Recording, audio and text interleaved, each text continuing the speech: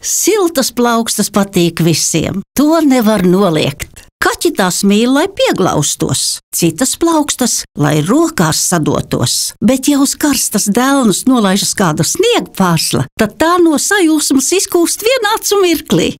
Apvienojot omamu zināšanas par siltu dūraiņu adīšanu un gutas gardā karstā dzērienu darītāju pieredzi cilvēku sildīšanai no iekšpuses, esam radījuši ko nepārspējamu. Iepazīsties ar gutaiņiem, nosalušu plaukstu labākajiem draugiem. No parastiem dūraiņiem tos atšķir 3 foršas īpašības. Savienojamība.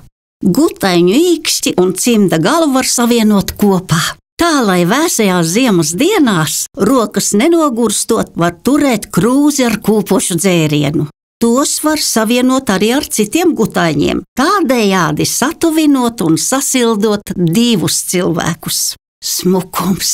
Gutaiņi vienmēr ir smuki, jo tos rotā tāds raksts vai zīmējums, kāds patīk to īpašniekam. Vienalga vai runa par tautisku ornamentu, mīļākās rokgrupas simbolu vai iecienītākā sociālā tīkla ikonu. Tehnoloģija friendly. Atšķirībā no citiem cimdiem, gutaiņi draudzēsies ar tavu gudrā telefona skārienjūtīgo ekrānu. Augstā laikā nebūs jāsaldē plaukstas.